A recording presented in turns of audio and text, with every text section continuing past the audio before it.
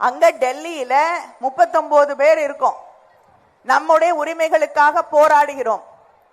அந்த எண்ணிக்கை குறைந்து விட்டால், இல்லனா வட இந்திய மாநிலங்களில் இருக்கக்கூடிய எண்ணிக்கை அதிகரிக்கப்பட்டு நமக்கு குறைவாக இருந்தா நம்ம சொல்லுவதை அங்கே யார் எடுத்துக்கொள்வார்கள்? எந்த பில்ல வேணும்னாலும் நம்ம ஒப்புதல் இல்லாம அவங்க பாஸ் பண்ண முடியும்.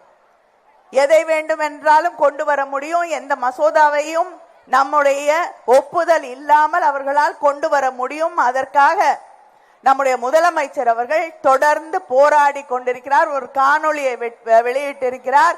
தமிழ்நாடு ஒருமித்த குரலிலே எழுந்து நின்று போராடும். இது தேர்தல் நேரம்லாம் நாங்க சிந்திக்க மாட்டோம்.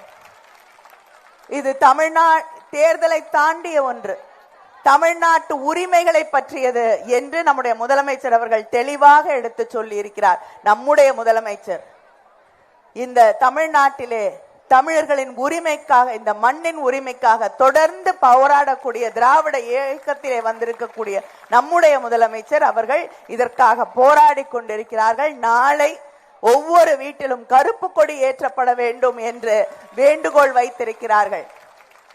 இங்கே இருக்கக்கூடிய ஒவ்வொரு தமிழனும் சகோதரியும் தங்கள் வீடுகளிலே கருப்பு கொடி ஏற்றி நம்முடைய எதிர்ப்பை டெல்லி வரை எட்டும்படி செய்ய வேண்டும் என்று உங்களை எல்லாம் வேண்டி கேட்டுக்கொள்கிறேன்.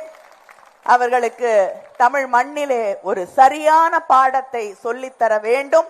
தமிழ்நாடு அவர்களை புறக்கணிக்கிறது. தமிழ்நாடு அவர்களை புறக்கணிக்கிறது. தமிழ்நாடு என்பதை இந்த தேர்தலின் வழியாக இதுதான் தமிழ்நாடு அவர்களுக்கு சொல்லி தரக்கூடிய பாடமாக நாம் மாற்ற வேண்டும். மறவாதீர்கள், உங்கள் சின்னம், உங்களுடைய வேட்பாளர்